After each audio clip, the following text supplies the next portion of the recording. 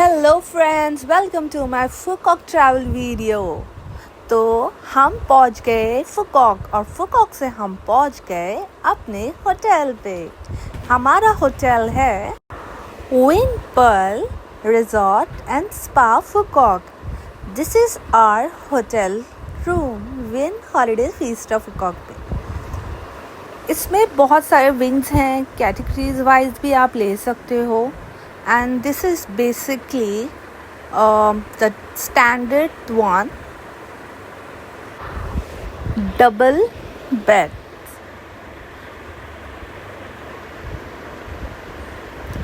This is the balcony और जब morning होती है तो यहाँ का व्यू बहुत अच्छा होता है।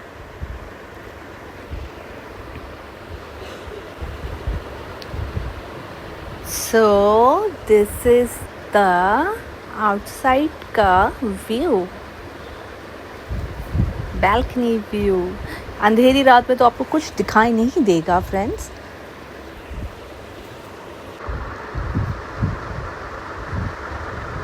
रात में भी बहुत अच्छा लग रहा था, सुकून आ रहा था, एकदम रॉकिंग वाइब थी। नेक्स्ट डे हम निकल रहे हैं सफारी की तरफ। हमारी बस आके खड़ी है और अब हम जा रहे हैं। ड्रिजलिंग हो रही थी बट दैट्स ओके। ये मैम हमारी सो रही हैं। सोना भी ज़रूरी है क्योंकि हम बहुत ज़्यादा थक गए थे। जैसे कि मैंने आपको बताया कि हम रुके थे विन पर्ल रिजॉर्ट में, तो वहाँ पे ये वेनिस विलेज है जो बहुत ब्यूटीफुल है। अब हम पहुँच गए हैं विन सफारी। यहाँ से एंट्री होती है। एंट्रेंस पे भी हमको जो है वहाँ पे आईडी कार्ड्स मिल गए थे सबको अपने अपने। बिना उसके आप अंदर एंटर नहीं कर सकते हो। ये है यहाँ का मिनी फाउंटेन। हम यहाँ पे वॉक कर रहे थे। वॉक करते करते हम थक गए थे तो फिर हमने एक बग्गी ले ली। हमने सोचा चलो बग्गी से ही हम थोड़ा बहुत ट्रैवल कर लेंगे क्योंकि हमें रेप्टाइल साइड पे भी जाना था। सो फॉर दैट हमने बग्गी कर ली। बग्गी का तो कुछ ऐसा कोई लाइक इंडियन करेंसी में 100 पड़ा था सबका overall I guess. And then we reach to a reptile section और वहीं रास्ते पे हमें इतनी क्यूट से ही मिले। I don't know the name of that animal. ये कुछ बच्चे देखो थक गए थी, बेबी के साथ थके हुए चली जा रही थी मॉम के साथ उसके। हमें ये वाला पूरा सेक्शन भी कवर अप करना है बट बिफोर दैट हम बग्गी से ट्रैवल इसलिए कर रहे थे क्योंकि हमें दूसरे सेक्शन में जाना था।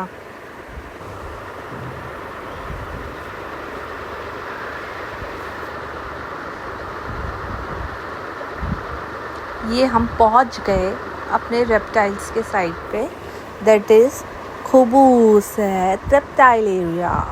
यहाँ पे बहुत सारे स्नेक्स थे और बहुत सारे रेप्टाइल्स एनिमल्स थे।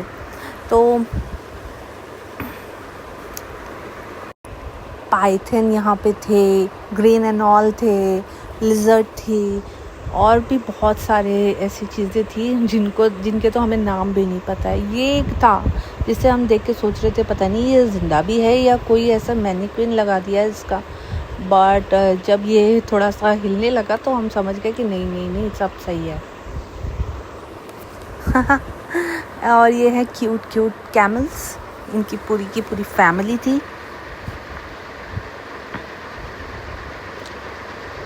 ये आप देख सकते हो इतना बड़ा ये टर्टल है।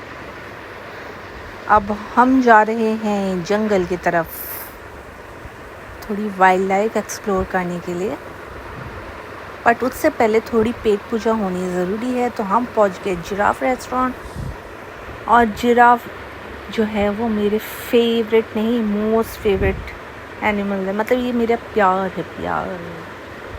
और इनको मैंने फीड भी किया। इनको आप वहाँ पे जाके लीव्स खिला सकते हो, वाटर दे सकते हो, जो भी वहाँ पे उनका खाना भी मिलता है। वो बस बाय करना होता है आपको एक कूपन लेके और उसको आप फीड कर सकते हो। इनकी पूरी फैमिली थी और सबसे बेस्ट पार्ट की जैसे मैं उन्हें पसंद करती हूँ ये है भी वैसे इतने क्यूट, इतने ज़्यादा मासूम इनोसेंट से हैं ये। और मुझे इनसे डर भी नहीं लगा।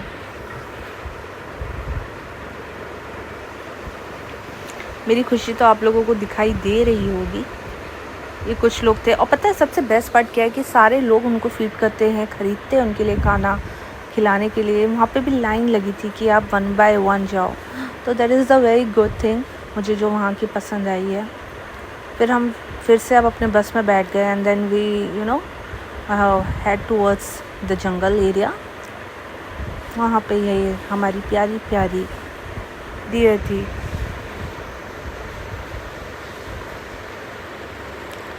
ऐसी खूबसूरती आपको कहाँ मिलेगी? जंगल में मिलेगी, और कहाँ मिलेगी। इससे पहले मैं मतलब इंडिया के गई हूँ सफारी पे, बट ये जो बस में बैठकर घूमने वाला जो मज़ा है वो थोड़ा ज़्यादा अच्छा इसलिए लगा मुझे क्योंकि यहाँ पे वो फ्रीली रोम कर रहे थे और हम कैद थे।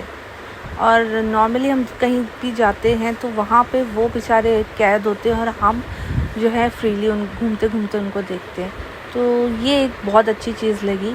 और I think this is the only the one wild safari जहाँ पे एनिमल्स फ्रीली रोम करते हैं और हम वहाँ पे कैद होते हैं। और अगर कोई और भी होगा तो आप प्लीज़ मुझे कमेंट सेक्शन पे बताइएगा। मैं फॉर श्योर वहाँ पे भी विज़िट करूँगी नेक्स्ट टाइम। ये आई थिंक बारहसिंगा कहते हैं इसको हिंदी में, इंडिया में हमारे।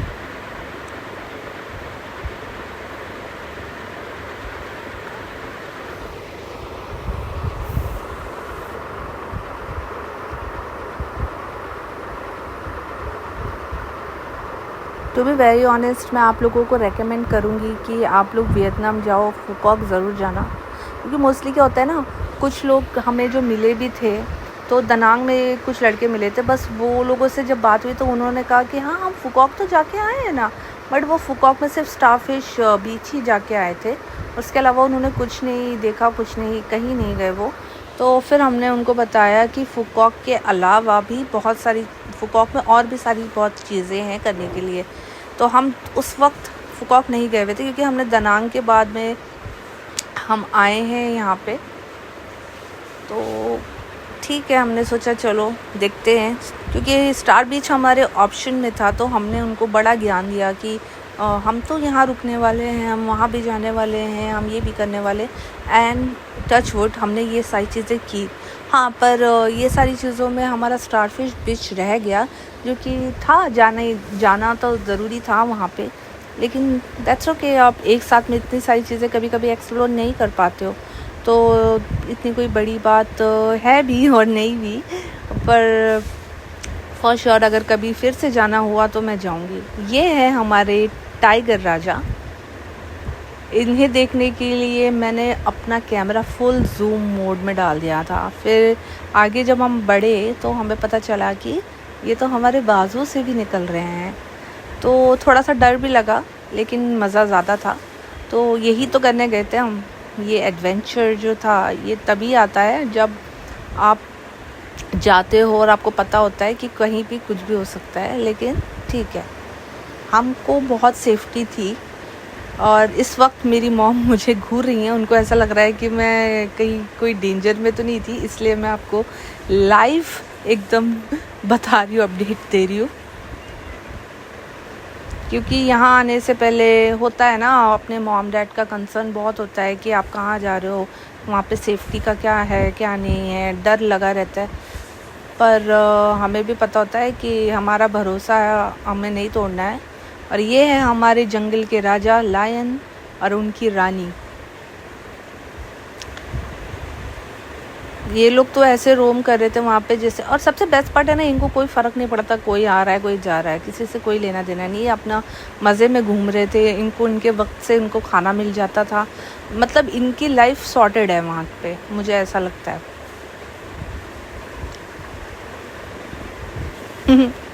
ये तो बहुत क्यूट है।